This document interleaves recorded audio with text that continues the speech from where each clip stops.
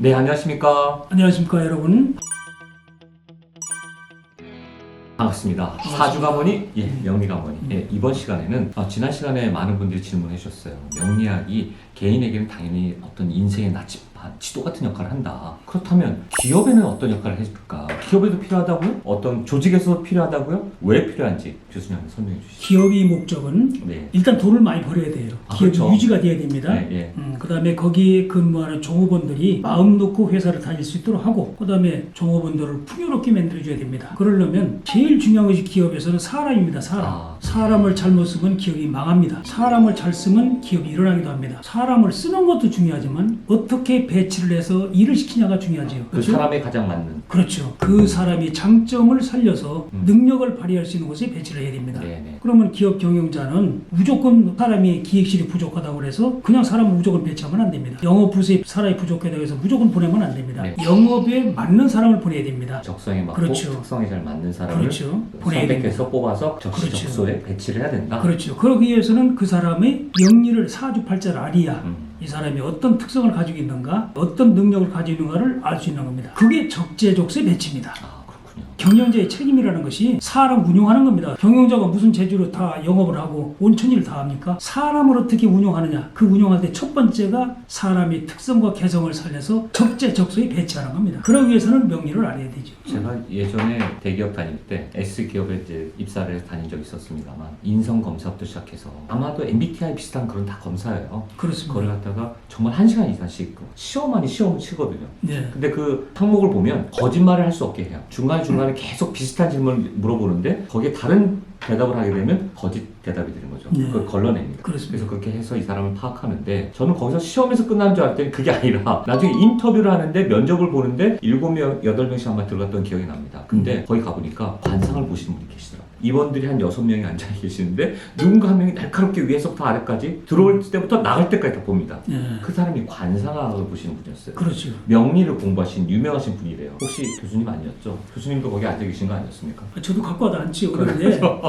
이 관상은 살아온 경험이 얼굴에 나타나는 겁니다. 그렇군요. 예를 들어서 우리 그렇지 않습니까? 스님은 양복을 입혀놔도 뭐처럼 보입니까? 스님처럼. 그렇죠. 학생은 티셔츠를 입고 있어도 학생이고. 학생처럼 보이는 겁니다. 왜? 그렇군요. 그 사람이 어떤 직업을 하느냐, 어떤 마음을 갖느냐, 어떤 생각을 갖느냐에 따라서 인상이 변하는 겁니다. 관상이 변하는 겁니다. 근데 그때 재밌었던 게 저희가 이제 7, 8명씩 들어가면서 1조, 2조, 3조, 4조 쫙 해서 나가 들어가거든요. 나중에 끝난 다음에 다 모여서 우리가 얘기를 해봤어요. 그랬더니 그 관상을 보시는 분이 그분이 질문을 한 사람은 다 떨어졌더라고요. 꼭 그 한 7, 8명 한 병을 딱 찍어요. 네. 그 어떤 조는 질문하지 않은 사람이 있어. 그 조는 다 통과한 거야. 그래서 질문한 사람은 뭘 물어보냐? 아버님은 무슨 일을 하고 계십니까? 형제는 어떻습니까? 고향은 어디입니까? 뭔가 이렇게 좀 별 질문 아닌 것 같은데 그분이 질문을 해서 받은 사람은 반대로 떨어졌어요.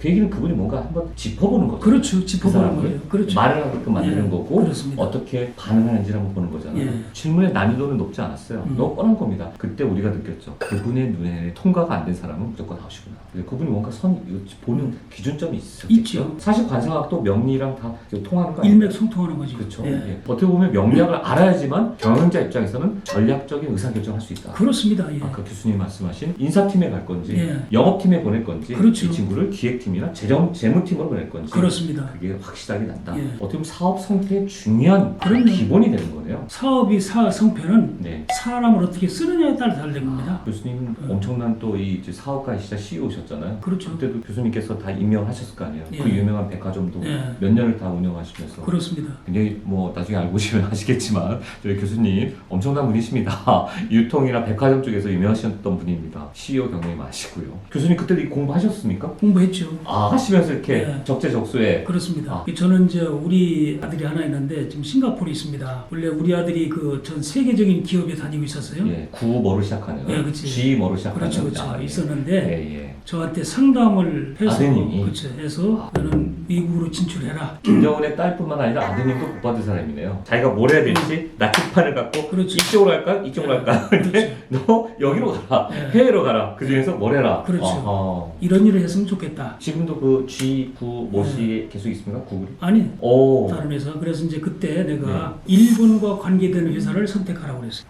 왜냐면 대박이네요. 우리 아들이 사주를 분석할 때 네네. 불의 기운을 받아야 이게 능력을 발휘하는 그런 사주팔자예요.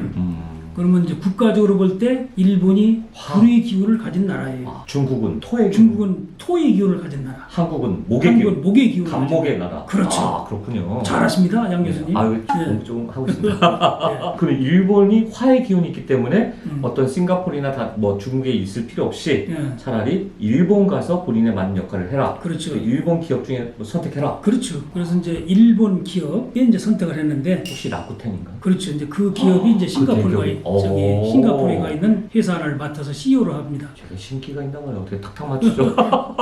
거기 그러면 CEO로 갔군요. 그렇습니다. 이야, 대단합니다. 지금 그러면 그 라쿠텐이 전 세계적인 기업이거든요. 그렇죠. 그 CEO만 해도 수십 명이 넘을 텐데요. 뭐 제가 듣기로 한 7, 80명 된다고 예, 들었습니다. 예, 엄청난 글로벌 대기업입니다. 그래서 이제 가서 이제 제가 할 때 예. 오너를 대하는 태도, 네. 일하는 태도를 제가 설명을 해줬어요. 앞으로 오너가 되려고 하면 오너의 마음을 이해를 해야 된다. 아, 그 다음에 회사를 내 것처럼 생각하는 그런 마음을 가지고 해야 된다. 애사심. 그래야 오너가 될 수 있다. 그래서 이제 우리 아들이 이제 그렇게 노력을 해서 네. 한 3년 만에 오, 전체 CEO와 80명 중에 5명 안에 들어가는 측근에 들어갔어요.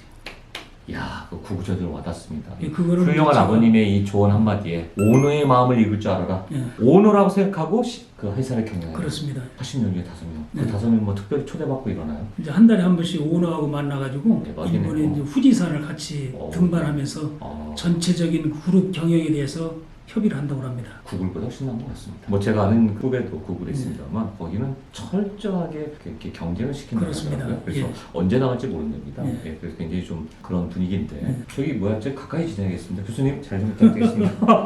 예, 넘버 5 안에 들어가는 예, 그것도 결국은 그렇습니다. 지도와 나침판을 가진 그렇습니다. 아드님이 나는 저 산으로 간 게 맞다고 생각하고 예. 정확하게 갔고 그 그렇습니다. 산에 올라가는 순간 예. 정상에 등극한 거네요. 그래서 이제 우리 아들한테 제가 네네. 조언을 하기를 이제 CEO니까 사람을 뽑지 않습니까? 아, 그렇죠. 그래서 예. 학력도 중요하지만 중요한 것은 특성이 중요한 것이다. 그 사람이 어떤 능력을 가지고 있고 예. 어떤 특성을 가지고 있고 어떤 장점을 가지고 있는 것을 먼저 파악해라. 그래서 적재적소에 배치하는 것이 가장 좋은 경영 방침이다. 그랬어요. 그 삼성에서 그 얘기하거든요. 인재가 뭐 만사, 그렇습니다. 만사 예. 형통의 가장 기본이다. 그 인재 육성, 그 사람을 제일 중요시해요. 그렇습니다. 사실 명리학에서 지금 말씀하신 대로 조직 문화를 형성하고 어떤 인적 자원 관리를 잘하는 게 사업 성공의 가장 중요한 근간에 이른다. 근간이죠. 예, 그렇기 때문에 명리학을 공부하고 예. 제대로 그 사람을 잘 파악해서 그 사람에게 맞는 곳에 적시적소에 배치를 해야 된다. 그렇습니다. 그래야지 회사가 지속적으로 발전한다. 그렇습니다. 이게 중요한 얘기네요. 그 CEO들이 이런 것들을 알아야 되는데 사실